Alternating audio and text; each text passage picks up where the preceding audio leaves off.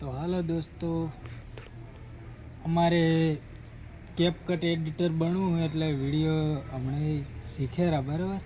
હજી એટલું બધું ફાવતું નહીં પણ શીખેરા. એના માટે 2-3 વિડીયો બનાવી મેં થોડોક સારો રિસ્પોન્સ મળ્યો. હવે હળમન હારે વિડીયો બનાવવાનો હોય સ્ટેટસ ચડાવવા માટે કેપકટમાં એડિટ કરવો હોય એટલે ઘરેથી નીકળી જાય ને હવે વિડીયો બનાવવા જાય રહ્યા હળમને જોગણીમાં. એટલે ચાલો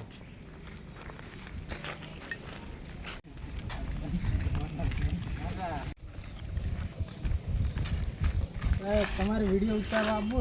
ચાલો તો પરેશભાઈ પણ આપણી સાથે આવી ગયા છે. જો સામે મંદિર દેખાય છે, જોઈ લો.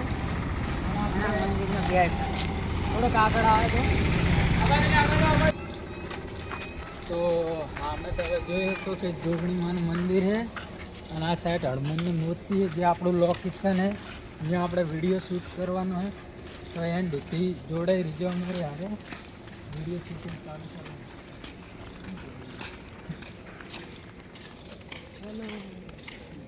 ચાલો તો આ છે આપણું મેન લોકેશન. તમને ખબર જ હશે કળિયુગમાં એક જ જણાની જરૂર પડે એ આપણા દાદા છે. અમારા ગામમાં મોટી મૂર્તિ આવી છે હનુમાન દાદાની. તો આ આપણું શૂટિંગ છે, અત્યારે શૂટિંગ કરશું, વિડીયો એડિટ કરશું. આશા કરું કે વિડીયો સારો બને, થોડોક મહેનત કરે બનાવીએ. ચલો તો પહેલાં આપણે ગમે શુભ કાર્ય કરવા માટે પહેલાં આપણે દર્શન કરી લઈએ, પછી આપણે વિડીયો શૂટિંગનું કામ કરીએ.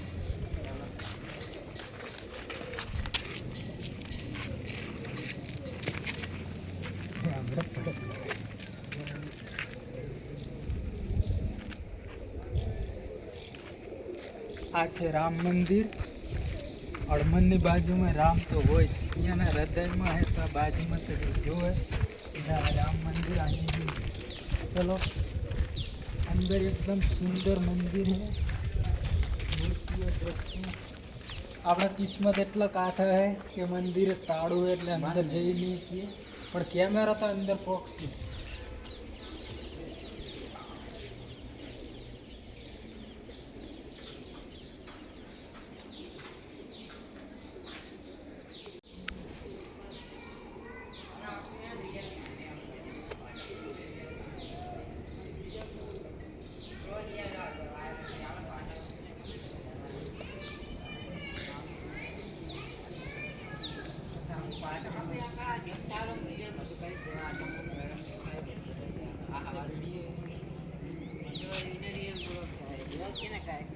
તો હવે આપણે શૂટિંગ ચાલુ કરશું ને કે આપણે જો લોકેશન સુરત દાદા હે એટલે ઘડીક કરી લઈએ. લોકેશન સારું પકડાય પણ હાથ પડી રહ્યા ને તો સેટ નહીં થાય, એટલે ચાલુ કરીએ શૂટિંગ.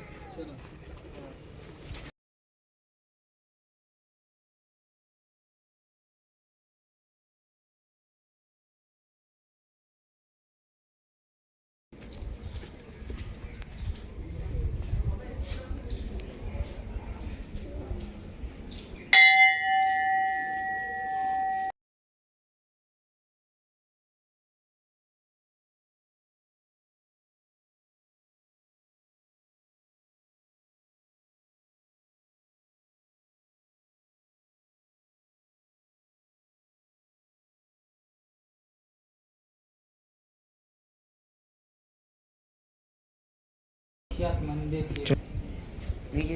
ચલો તો આ પેન્ટિંગ પણ જોઈ લો તમે.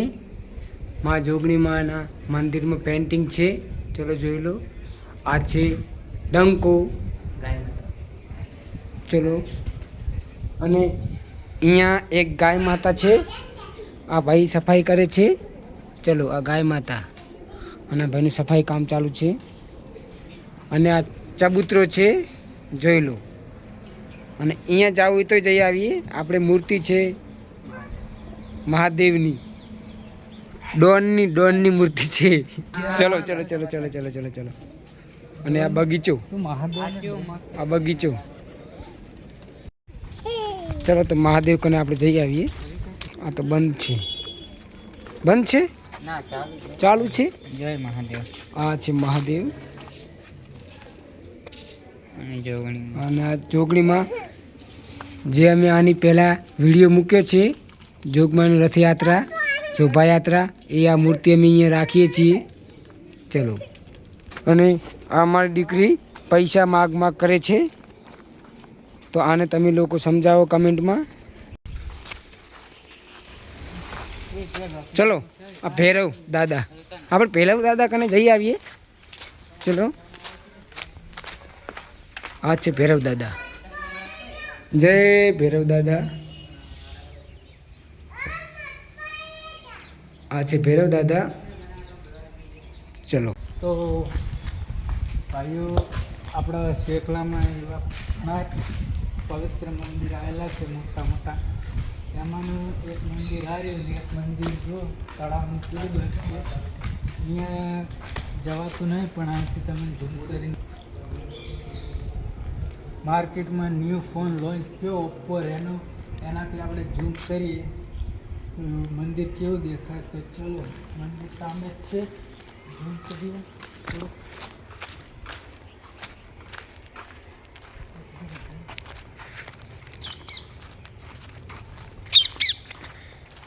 તો ભાઈઓ આ છે આ એવું ફળ અમારા ગામનું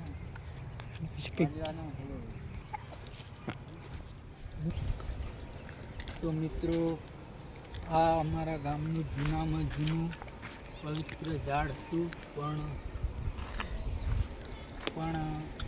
કંઈક કારણવશ આને કાપવું પડ્યું. જો સારી બાબત નથી પણ કાપી નાખ્યું એટલે હવે આપણાથી કંઈ થાય નહીં.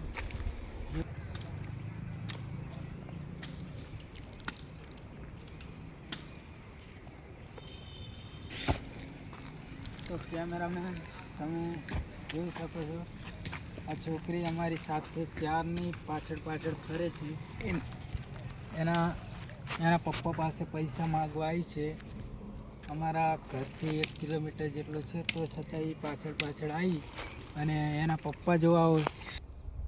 તો આ છે એના પપ્પા જે કે પૈસા આલતા નથી છોકરીને અને બિચારી છોકરી પણ પૈસા આપો એમ જ કહે છે, બીજું કાંઈ બોલતી નથી. છોકરી તારે પૈસા જોવે છે હે? આપણી શરમાઈજી માગે છે પણ આ આદમી એને પૈસા આપવા તૈયાર જ નથી. આ કેવો માણસ કેવો બાપ છે આર્યો એનો. ભાઈ આપ ભાઈ તારી દીકરીને 5 રૂપિયા આપ. દિવસના 100 રૂપિયા વાપરે છે આ છોકરી.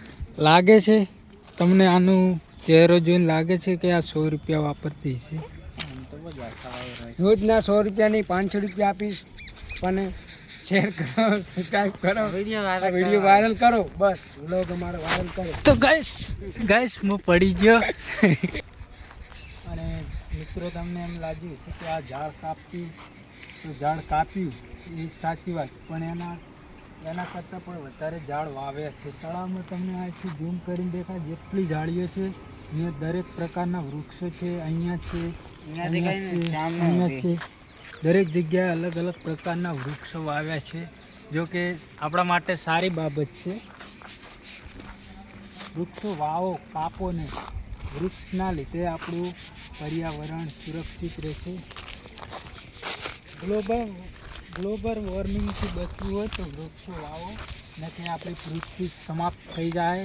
જેમ કે ઇન્સ્ટાગ્રામમાં એક વિડીયો વાયરલ થાય છે દાદાજીનો કે 2026 में तो दुनिया પાછું બોલો તો ઇન્સ્ટાગ્રામમાં એક વિડીયો વાયરલ થાય છે આપણા દાદાજીનો કે 2026 में तो दुनिया ख़त्म है. તો એવું ના થાય એ બદલ વૃક્ષ વાવો, ધ્યાન રાખો. તો આશા કરું છું તમને આ વિડીયો સારો લાગ્યો છે. સારો લાગ્યો તો વિડીયોને લાઈક, શેર और ચેનલને સબસ્ક્રાઈબ કરો. અને હવે અમે જઈએ ઘરે.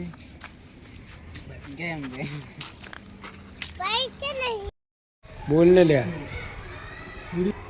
તો મિત્રો અમારે આ ગલી છે, અમારા મોહલ્લાની બાજુમાં આ શાળા છે, આ અમારો વાસ છે અને અમારી ગલી છે તો અહીંથી થોડાક આગળ જશું એટલે અમારો અજાણ્યા વાસ આવી જશે તો